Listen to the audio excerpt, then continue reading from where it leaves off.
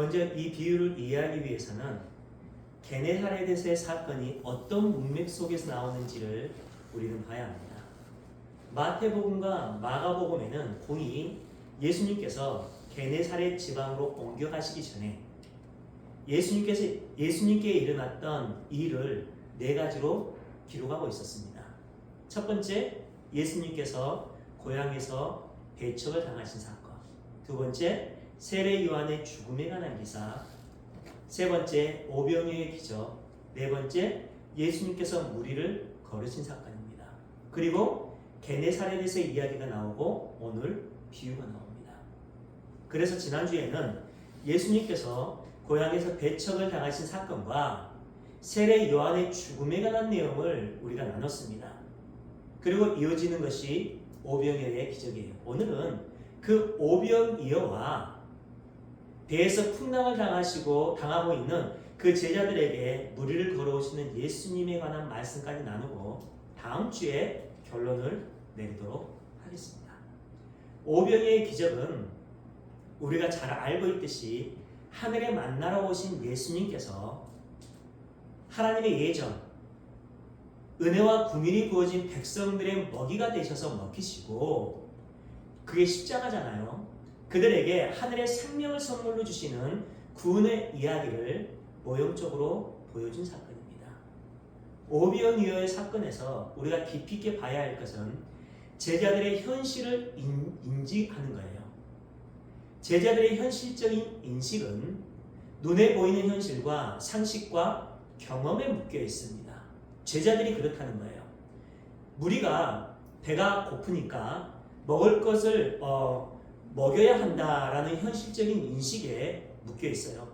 그래서 제자들은 합리적인 해결 방안을 제시하는데 그것은 무리에게 말을 해서 밥을 먹고 다시 오도록 하자는 거였어요. 그게 합리적인 현실입니다. 그때 예수님께서 비현실적인 말씀을 하세요.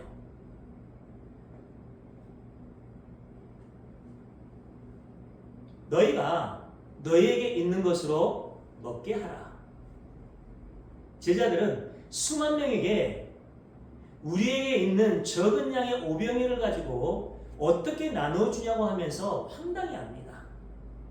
예수님은 제자들에게 끊임없이 하늘의 풍요, 하늘의 만나, 하늘의 복음을 말씀해 주고 계시는데 그들은 그것을 오병이어 정도로밖에 여기고 있지 않았다는 결론이에요.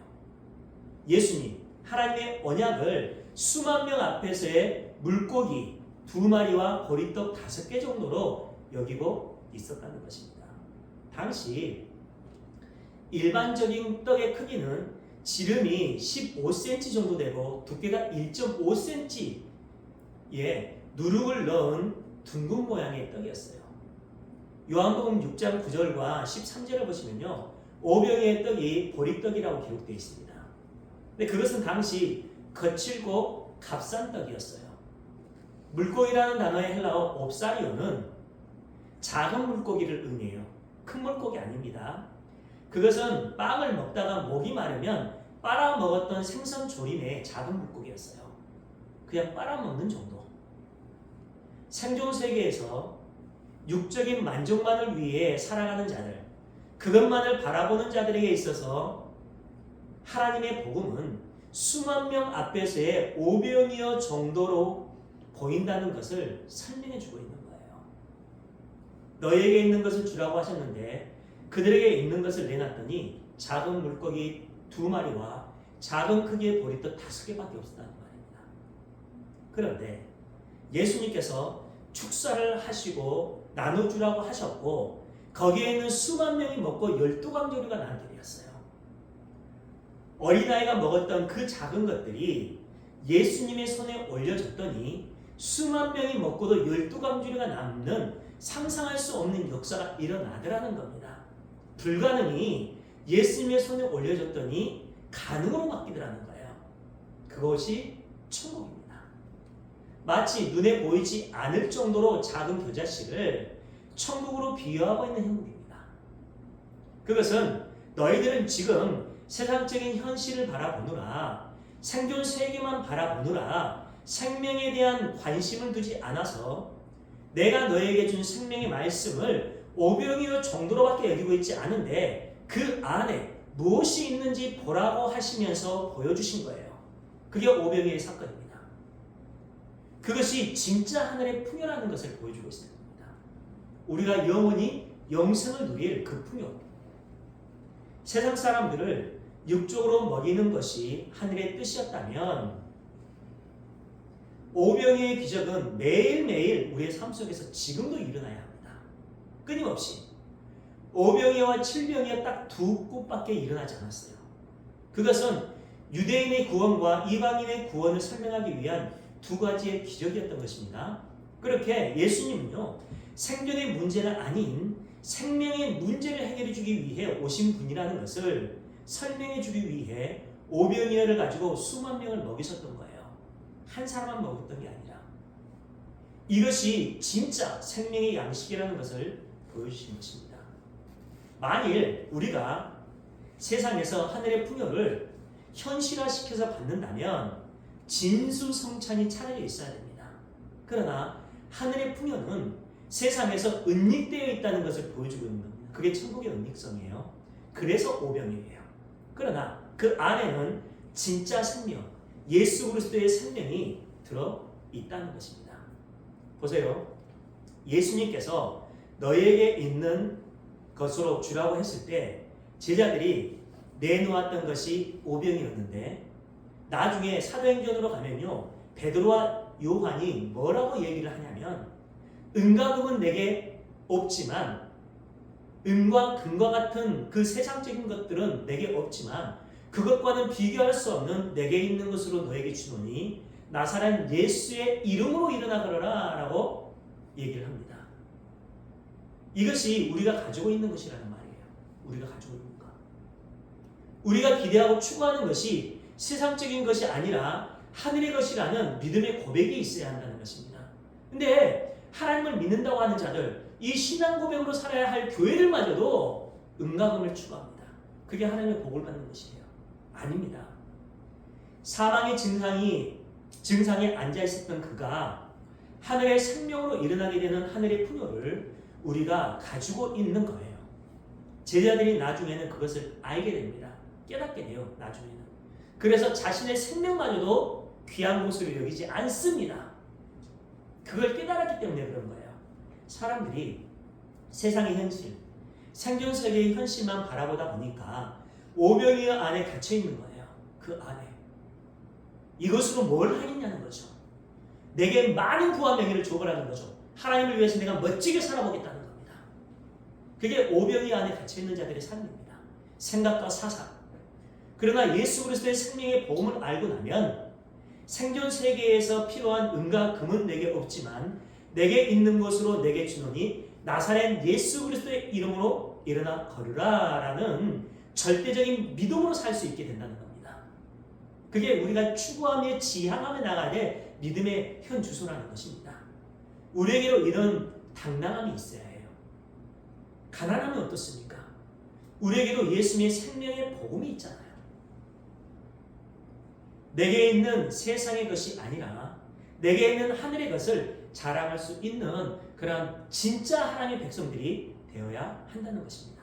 이렇게 오병이어의 사건 속에서도 인간의 무력함과 불가능함이 드러나고 예수 그리스도의 십자가 은혜만이 본질로 나타나 있는 겁니다. 그걸 붙잡으라는 거죠. 그 예수의 은혜 안에 인간이 생각하는 불가능이 올려졌더니 가능으로 바뀌게 되는 거예요. 네 번째 사건이었던 예수님께서 무리를 걸으시는 사건도 똑같은 맥락입니다. 똑같은 맥락이에요. 그러니까 성경 전체는 하나의 본질을 지향하고 있습니다. 예수님께서 오병이어의 현장에서 제자들을 갈릴리 바다를 건너 갈릴리 서편이었던 게네사렛 호수로 보내십니다. 그리고는 산으로 올라가셔서 밤 사경 새벽 1시에서 새벽 3시경까지 그들을 주시하여 보셨다라고 해요. 예수님께서 그들을 보내시고. 그러니까 의도적으로 보내신 거예요. 제자들을. 그 배탈한 어부들이 새벽 3시까지 노를 저었는데 풍랑이 거세게 불고 있는 바다에 꼼짝없이 갖추고 있었어요. 그들이. 오병이어의 기적이 일어났던 곳은 빈들, 에레모스, 광야, 요단 동편에 있는 광야입니다. 광야에서 갈릴리 바다를 건너 게네사렛은 갈릴리 서쪽이거든요. 그러니까 그들은 그 갈릴리 바다를 건너서 가나안을 향해 가고 있는 거예요. 가나안을 향해. 광야에서 가나안으로 가는 여정에서 인간들의 노력이 하나님의 열심에 도움이 되는지를 보여주는 거예요. 결국에 어떻게 됐죠?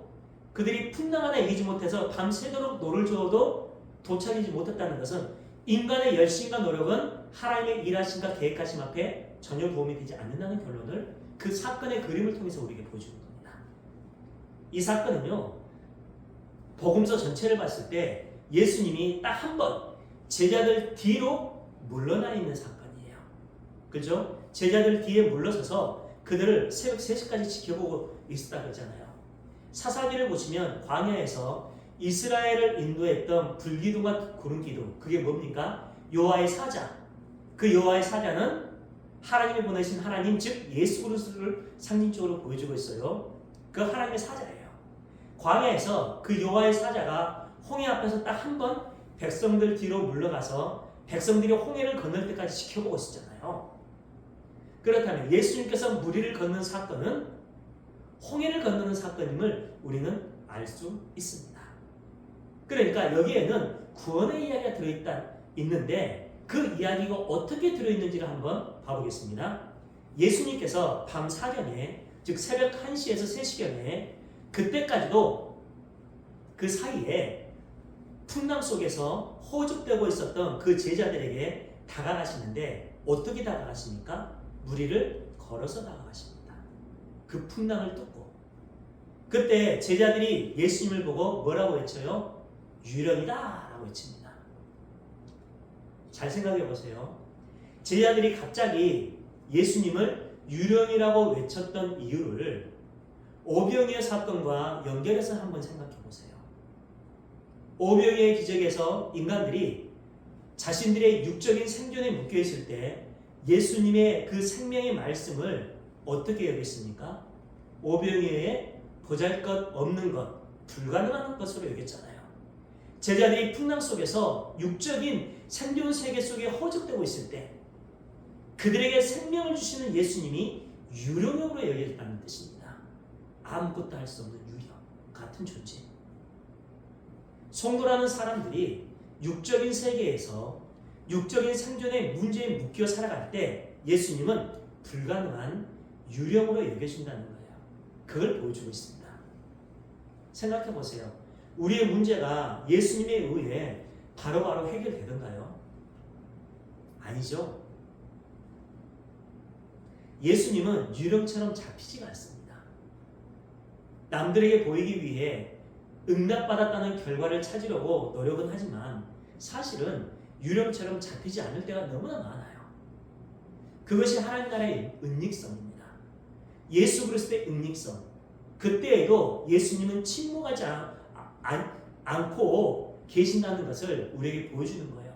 나는 끊임없이 너를 위해서 무엇인가를 하고 있단다. 그 하나님의 뜻을 이루는 삶을 하고 있단다. 너희들을 하나님의 백성, 하나님 나라의 백성으로 만들어 나가고 있단다를 보여주는 거예요. 결국은 그때 너희들이 구원을 받고 있는 중이라는 것을 보여주는 것입니다.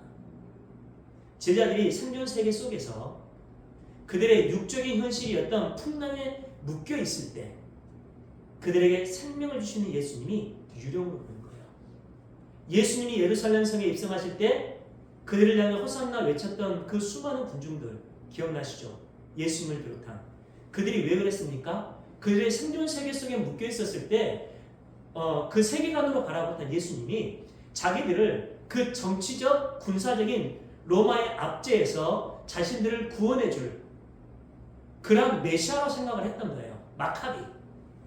그래서 예수님을 그렇게 환호했던 겁니다. 그랬는데 그 예수님의 결론이 어떻게 됩니까? 오병이어 유령으로 보였던 거예요. 그게 딱 드러나자 그들이 어떻게 했습니까? 십자가에 못 박아버립니다. 그러니까 모든 사람들의 그 그 세계관이 이렇다는 걸 보여주는 거예요. 그러면서 사랑하는 자들아 너희들이 하나님 나라 백성으로 완벽하게 회복되기 위한 본질은 바로 나야. 예수 그리스도의 그 은혜야 라는 것을 보여줍니다. 우리가 예수님을 믿는다고 하면서도 그 육적인 생존의 세계에서 눈을 돌리지 못할 때 우리에게 예수님은 내 현실에 아무런 영향을 주지 못하는 유령일 뿐입니다. 오병이에 불과해요. 손에 잡히지 않습니다. 신뢰하지 않고 의지하지 않고 믿지 않게 돼요. 그냥 믿는 척만 하는 거죠. 왜요? 내가 믿지 않는 게 드러났을 때 하나님이 나를 심판하실까 봐. 무서운 하나님의 심판이 내게 주어질까 봐. 믿는 척만 하는 경우가 너무나 많습니다. 눈에 보이는 체험을 주고 기적을 경험하도록 해주고 그런 예수님이었으면 좋겠는데 사업을 위해 기도하면 매출이 오르고 그런 기적적인 체험을 할 수 있도록 해주는 그 예수님이었으면 좋겠는데 유령처럼 대답도 안 하시고 응답도 안 해주시는 분으로 그렇게 경험이 되어진다는 거예요. 내 삶 속에서 침묵하실 뿐 아니라 나를 절벽으로 밀어내는 것처럼 여길 때가 너무나 많습니다. 우리 인생 속에 그런 일이 많잖아요.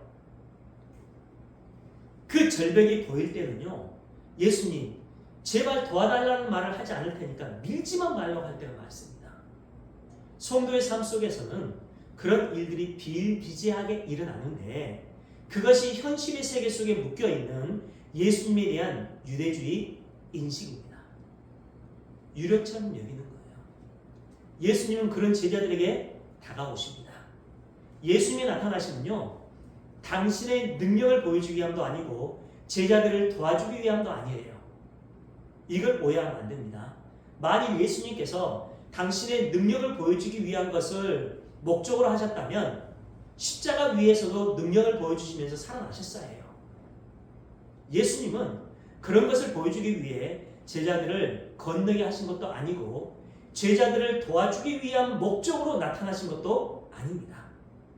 만일 제자들을 도와주기 위한 목적이었다면 처음부터 풍랑이 일어나지 않도록 하시든지 제자들이 아예 건너지 못하도록 하셨을 거예요. 그러나 예수님은 제자들이 풍랑 속에서 밤새도록 고생하도록 허락하십니다. 어떤 목적이 있었다는 거예요.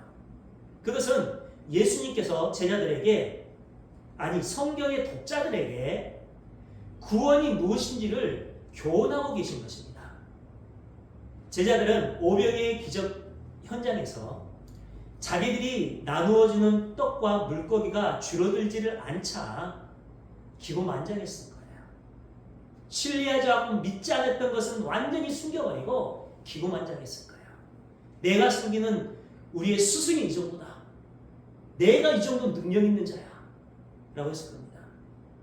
무엇인가 특별한 사람이라는 구별의식도 생겼을 것이고 자기들 안에 하나님의 능력이 사유화되어서 다른 사람들과는 다른 괜찮은 사람으로 한 단계 더 나아졌다는 그런 착각을 가지고 있었을 거예요.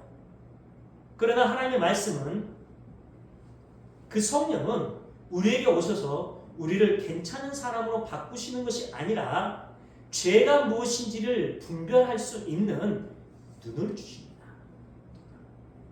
말씀은 우리를 업그레이드 시키고 훌륭한 사람으로 향상시키는 것이 아니라 우리에게 죄가 무엇인지를 분별하도록 이끌어서 하나님의 은혜만을 붙들 수 있도록 우리를 이끌어 나갑니다. 그게 성경 전체의 본질입니다. 그 말씀은 나는 이런 존재라는 피조물의 자리로 내려가도록 하는 것이지 우리를 예수님처럼 능력자로 바꾸는 것이 아니라는 거예요. 유대주의는 여기서 무너졌습니다. 이걸 착각하고 있었어요. 이걸 모르고 있었습니다. 가끔씩 우리에게 나오게 되는 착한 행위나 멋진 선택 등도 전적으로 하나님의 은혜에 의해 우리에게 일방적으로 나오는 것일 뿐입니다. 그것은 내 안에 계신 예수님에 의해 가끔씩 나오게 되는 것이기 때문에 그것 역시 내 것이 아니게 되는 것이죠. 만일 그것이 내 것이라면 내게서 계속해서 나와야 해요. 믿음도 마찬가지인데 그것이 가끔씩 나온다는 것은 사실 우리에게 가끔씩 나오잖아요. 그것이 내 것이 아니라는 증거예요. 믿음이나 능력도 하나님의 것이 내 안에 들어와서 하나님의 계획하심에 의해 움직여지는 내 믿음과 능력이 되는 것이지 내 개인적인 것으로 사유화될 수 있는 것이 아니라는 결론입니다. 그래서 내게 가끔 나타나기도 하고 나타나지고 않는 거예요. 바울도 마찬가지였습니다. 바울도 어떤 사람의 병은 고치기도 했지만 어떤 사람은 고치지 못했습니다. 그것은 그 능력이, 그 믿음이 바울의 것이 아니었다는 결론이잖아요. 그걸 보여주고 있는 거예요. 그래서 사랑하는 제자 위장병도 목소에서 디모데야 포도주를 조금 써보는 게 어떻겠니? 라고 권면을 했을 정도입니다. 그것은 바울이 그 능력을 자신의 것으로 사유화하고 있지 않았다는 의미예요. 그렇게 우리의 행위는 하나님의 은혜에 의해 우리 안에 계시는 예수님에 의해 나오는 것임에도 불구하고 우리는 그런 행위나 멋진 선택의 와중에도 결국 자신의 자랑과 자신의 유익만을 챙기려는 죄악된 자신의 모습을 직시하면서 그 예수 그리스도의 은혜의 필연성을 꼭 붙들게 되는 것이 성도의 신앙생활이라는 결론이에요. 우리는 그쪽으로 가게 됩니다. 그래서 하나씩 하나씩 빼앗기게 되는 거예요. 내가 이렇게 멋진 신앙생활로 하나님을 섬겨드리고 있는 것처럼 느껴지는데 순간순간 하나님 이게 믿음이 아니었군요. 내가 왜 이렇게 엉절해졌죠? 내가 왜 이렇게 믿음이 없는 자의 삶을 살았죠가 드러나는 거예요. 거기서 우리가 고백하는 게 뭡니까? 하나님 나는 불가능하군요. 주님의 전지전능하심이 나를 좀 덮어주시고 내 손을 좀 강력하게 잡아서 좀 이끌어주세요. 하나님 나라의 천국을 향해 그 고백을 하게 되는 겁니다. 결국 우리는 착한 일을 하면서도 나의 자랑으로 결론을 내리게 돼요. 그게 모든 사람들의 삶의 결론입니다. 우리는 성경을 올바로 배운 사람이기 때문에 하나님의 협박에 의해 건물을 공짜로 주겠다는 것을 나는 받지 않았다고 하면서도 그것을 우리의 자랑으로 사용하는 것이 나쁜 죄라는 결론이에요. 안 받는 것이 문제가 아니라 자신의 자랑과 영광을 챙긴다는 것이 문제입니다. 그러한 행위를 통해서. 그게 서기관과 바리새인들이었어요. 우리의 행위는 우리 안에서 공론한 업적으로 쌓여서는 안 됩니다. 어떻게 피조물이 창조주가 준 그런 하나님의 일하심, 창조주의 일하심에 의해 했던 행동을 자기의 공로로 챙길 수가 있겠습니까? 그럴 수가 없다는 거죠.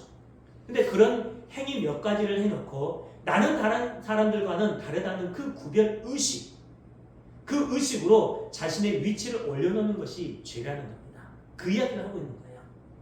그렇게 자기 자신에 대한 기대와 희망을 버리지 못하고 육적인 생존의 세계에만 눈을 두고 그 세상의 경험과 상식 안에 갇혀있는 자들에게 예수님이 세우신 천국은 유령과 같은 신기루에 불과하다는 거예요. 그래서 풍랑이라는 현실 속에서 영생과 천국을 주시는 그 예수님의 영적인 도우심을 구하는 자가 아닌 육적인 세상의 풍랑과 싸우고 있는 자로서의 제자들이 예수님을 유령이라고 부르는 내용이 나오고 있는 것입니다. 그게 본질이에요. 예수님의 말씀을 제대로 이해하고 우리가 그 풍랑 속에 빠져 죽는다고 할지라도 예수님이 영원한 천국에 들어갈 것이라는 예수님에 의해서 그런 확신이 있다면 거기에서 예수님을 부르고 의지하게 된다는 거예요. 그러니까 우리는 풍랑 속에서도 어떻게 살아야 되죠? 주님, 당신이 나와 함께 있으면 나는 만족합니다. 이 풍랑에 빠져 죽어도 괜찮아요. 무리를 걷지 않아도 괜찮아요. 당신이 나의 손을 붙잡고 하나님께서 당신이 원하는 것을 이끌어 나오면 나는 만족합니다. 그 믿음을 요구하신다는 거예요. 그러나 제자들은 풍랑과만 싸우고 있다 보니까 예수님이 나타났는데도 불구하고 유령으로 여기고 있었다라는 것을 보여주고 있는 거예요. 우리도 마찬가지입니다. 우리가 풍랑과 싸우느라 예수님이 우리의 마음에서 아니야. 우리에게는 영생이 주어져 있고 천국이 주어져 있는데 왜 낙심하고 있어? 라고 말씀을 하시는데 주님의 그 소리가 들리지가 않아요. 그잖아요. 우리 인생에 태풍이 불 때 주님의 음성이 들리는가요? 사랑하는 딸아, 사랑하는 아들아, 지금 이것은 잠시 불고 지나갈 거야. 너가 너 삶의 본질로 붙잡아야 될 건 나잖아. 라고 그 음성이 들리는가요? 그러지 않을 때가 너무나 많습니다.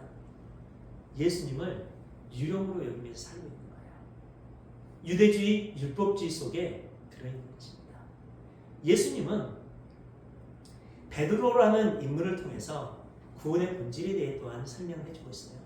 베드로가 예수님께 부탁을 하잖아요. 이제 유령이 아니라 예수님인 걸 알았어요. 그래서 베드로가 예수님께 주님, 만일 예수님이면, 진짜 당신이 예수님이라면 나를 명하여 물 위로 오라 하소서라고 부탁을 합니다.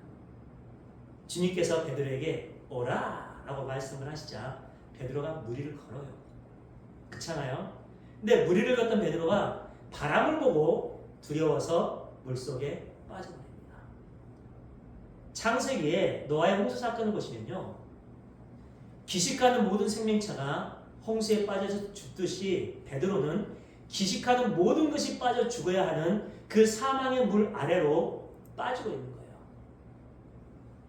도대체 베드로가 무엇을 잘못했기에 주님은 베드로를 사망으로 빠지게 하고 있을까요? 한번 생각해 보세요. 만일 물 위를 걷는 능력이 베드로에게 주어진 것이라면 베드로는 빠지면 안 됩니다.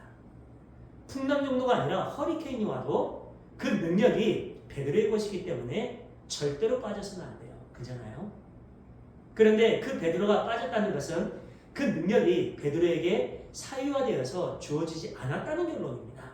그렇다면 지금 베드로가 물 위를 걷는 것은 앞에 있었던 어떤 말 때문이라는 것을 알고 있는데 어떤 말 때문이었습니까? 오라라는 예수님의 말씀 때문에 물 위를 걷고 있었던 거예요. 그러니까 베드로는 오라는 예수님의 말씀 안에 있었을 때 걸었던 것입니다. 우리의 믿음도 마찬가지예요. 그렇게 오라는 말씀 안에 있는 상태가 물 위를 걸었던 상태인데 베드로가 나는 물 위를 걷고 있구나, 나는 수제자의 자격이 있구나 라는 마음을 먹는 것, 그렇게 나를 바라보는 것이 바람을 바라보는 것과 같은 거예요. 그것을 믿음 없음이라는 것입니다. 그것이 생존 세계를 바라보는 것인데 그것이 물에 빠진 상태라는 것을 보여주는 것입니다. 바람을 봤더니 무서워서 빠진 것이 아니라 내가 주체가 되어서 나라는 세계관에 갇혀있게 될 때 우리는 빠지게 된다는 거예요. 예수 그리스도 안에서 우리에게 주어진 보이지 않는 하나님 나라와 하늘의 풍요를 누리면서 살 수 있는데 그 삶이 어떻게 가능하냐면 말씀 안에서만 가능하다는 겁니다.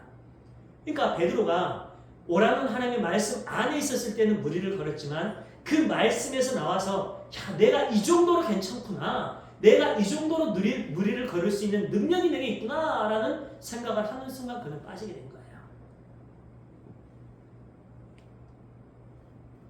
결국 우리에게 주어진 환경과 조건은 한 번씩 나타나는 그러한 어떤 기적과 능력들은 그 하늘의 풍요를 누리는 자로 우리를 만들어가지 못합니다. 그런데 그 말씀 안에서 하늘을 살아가는 자가 아니라 나의 현실과 나의 능력과 나의 행함을 바라보고 의지하게 될 때 우리는 육적인 세상을 바라보고 의지하게 되어 있어요. 그 상태가 물에 빠져가는 상태입니다. 그러니까 구원은 우리의 노력이나 행위로 결정되어지지 않는다는 것을 보여주는 겁니다. 하나님께서 하신다는 거예요. 성경 전체를 한번 봐보세요. 방금 제가 설명드렸던 그 맥락을 중심으로 해서 성경 전체를 한번 봐보세요. 똑같은 얘기를 하고 있는 거예요. 하나님. 그러나 그들은 하나님을 의지하지 않고 당신이 우리의 왕이 되는 것, 보이지 않는 당신이 우리의 왕이 되는 것, 가끔씩 나타나서 당신의 능력을 보여주기는 하지만 항상 우리와 함께하지 않는 당신이 우리의 왕이 되는 건 원치 않는다. 인간 왕을 달라라고 요구를 하죠. 그건 하나님을 향한 불신입니다. 그런 맥락 속에서 이스라엘 역사가 흘러갔고 그런 맥락 속에서 신약의 교회가 지금까지 흘러오고 있었어요. 오늘날은 어떻습니까? 똑같습니다. 그런 사고 가운데 살고 있었던 베드로가 물에 빠졌습니다. 그것은 베드로가 물 위를 걸었던 그 능력이 베드로에게 주어졌던 것이 아니었음을 명확하게 보여주는 그런 내용입니다. 그래서 예수님이 파송하셨을 때 제자들이 귀신들을 쉽게 쫓아내었어요. 근데 그 능력이 제자들에게 있다고 그들은 믿었지만 예수님이 변화산에서 내려오실 때 귀신 들린 아이 한 명을 두고 그들은 쩔쩔매고 있었다는 것은 그 능력이 그들의 것이 아니었다는 증거였잖아요. 예수님은 그들을 향해 믿음이 없는 자들이라고 선언을 해버립니다. 심지어는 패역한 자들이라고까지 말씀하세요. 패역한 자들. 제자들이 귀신을 쫓아내고 있었던 것이 뭐가 그리 잘못입니까? 근데 그들에게 패역한 자들이라고까지 해버린다니까요. 여기서 패역한 믿음 없는 상태는 나는 하나님에 의해 어떤 능력과 은혜를 받아서 다른 사람들보다는 괜찮은 존재라는 구별 의식을 갖고 있는 그 자체가 패역한 믿음 없음이라는 거예요. 그것이 물에 빠져 있는 상태, 물에 빠져 있는 베드로입니다. 그 이야기를 하고 있는 겁니다. 그러니까 사랑하는 자들아, 너희들의 인생을 이끌어 나가는 본질이 그 예수인데 그 예수는 하나님의 말씀 로고스로 너에게 실체가 되어서 오지 않았냐. 그것을 깨달아야 한단다. 그래서 지금도 예수께서 너희와 함께 한다는 것은 그 말씀이신 로고스가 너희와 함께 한다는 것이고 너희들이 그 예수와 동행한다는 것은 그 로고스 말씀 앞에 순종하는 삶을 살아간다는 거야. 그 이야기를 하고 있는 거야. 너희들의 믿음의 본질이 무엇이야? 그 말씀이 육신이 되신 그 예수를 믿는 것, 그 말씀 앞에 순종하는 것이 아니냐라고 얘기를 해주는 거예요. 그래서 성령이 우리에게 오셔서 하시는 게 뭡니까? 죄에 대하여, 의에 대하여, 심판에 대하여 밝게 밝혀주는데 무엇을 통해서? 말씀이 육신이 되신 그 예수 그리스도의 본질을 통해서 우리에게 깨닫게 해준다는 거예요. 그래서 예수께서 하늘로 올라가실 때 성령 하나님을 보내신 거예요. 그 이야기를 계속 우리에게 주고 있는 겁니다. 그러니까 오직 말씀만이 우리 인생의 길이요, 진리요, 생명이니까 너희들은 그 말씀만을 의지해야 돼 라고 얘기를 해주고 있습니다. 그 상태를 겸손이라고 합니다. 그 겸손으로 살아가는 우리 모두의 삶이길 주님의 이름으로 축원합니다. 다음 주에 결론을 드리겠습니다. 우리 시간 함께 기도하겠습니다.